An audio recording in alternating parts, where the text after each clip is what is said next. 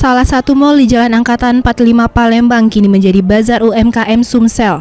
Sebanyak 12 tenan menjual produk UMKM. Salah satunya tenan perancang busana. Ade Christine ini yang selalu ramai pengunjung. Ade Christine memproduksi baju blus jumputan, kaftan, gamis, kemeja pria, dan outer kekinian. Ade yang merupakan nasabah Bank BRI ini merasakan perjuangan untuk naik kelas. Selain meningkatkan skill mendesain dan menjahit, dirinya juga melek produk layanan digitalisasi perbankan seperti aplikasi Brimo dan bantuan pembuatan QRIS dan mesin ADC dari Bank BRI. Ade juga terus mengupgrade diri dengan memanfaatkan program UMKM naik kelas UMKM masuk mall. Sejumlah pihak turut menjadi pendorong bagi Ade dan para UMKM lain untuk bisa memamerkan dan menjual produknya di mall dan tentu mampu meningkatkan omset dan popularitasnya.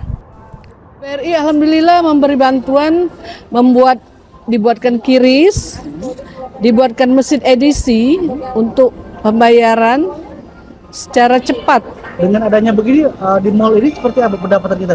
Alhamdulillah meningkat dari sisi omset. Sudah selain itu kita mulai dikenal masyarakat. Dalam bertransaksi tidak ada salahnya untuk menggunakan dalam QRIS ya Pak, karena orang sekarang sudah lebih banyak menggunakan barcode dibanding harus belanja mengeluarkan uang sendiri, maksudnya dari dalam dompet ya Pak. Kita mensupport UMKM untuk bisa lebih naik kelas lagi, yang tadinya UMKM hanya berjualan di pinggir-pinggir jalan ataupun di rumah-rumah, sekarang sudah bisa naik kelas, bisa berjualan di mal-mal.